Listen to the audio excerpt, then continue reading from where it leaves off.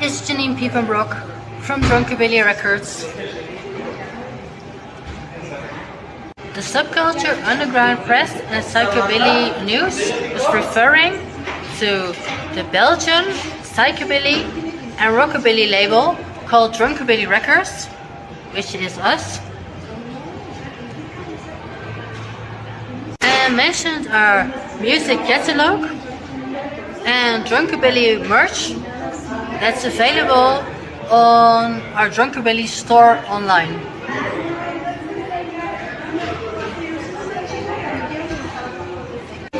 For releases histories of our label and physical media available, you can check Drunkabilly Records Discogs for all relevant information, or find many of our digital tracks on Spotify online. It also mentions the DIY subculture that Drunkabilly Records is part of and keeps alive, and the importance of it. It mentions the scene is driven by dedicated labels such as Drunkabilly Records from Belgium, and mentions our important role in keeping the culture alive. It mentions how we are part of a global mail order and that we're promoters that help to keep the underground alive. The international underground is kept alive by labels such as Drunkabilly Records, and we're part of that.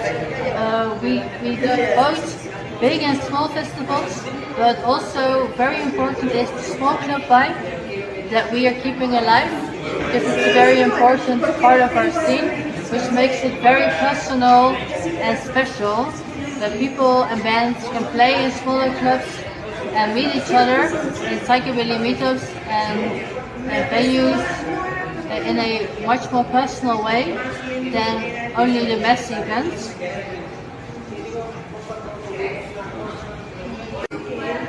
We're also part of a rebellious heritage scene. The psychobilly scene is famous for melding 50s vintage rockabilly and rock and roll with punk rock music and the punk attitude. For those of you who are new to punk, it's not just a genre. Some people think, oh, punk was like a 1970s look, and that's it.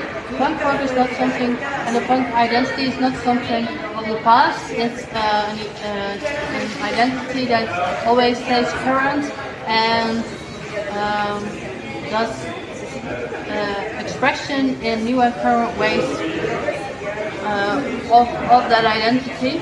So I know that the 1970s punk style was a particular look, and often the media just refers to that look, but it's something that is very current, fresh and up to date, and always changes itself, even though it sticks to a certain identity pattern. You can even see the punk identity in music like hip hop or modern pop culture, or in the psychobilly, in the skinhead scene, in the punk scene. So the punk rock and punk identity and attitude remains a very important part of psychobilly and the scene. The psychobilly scene is famous for melding 50s vintage rock and roll with punk rock music. Honored in our scene are really bands like the Meteors, who are the originators of psychobilly and are known as the inventors of the genre, the first band who mixed rockabilly with punk rock and horror themes, and also the Cramps is a band that's honored in our scene as pioneers. Also in the psychobilly scene there is an old school as well as a new school with often clashing values. So even though we try to not discuss politics for these values. The new very often likes to discuss his values with the old school, which is okay.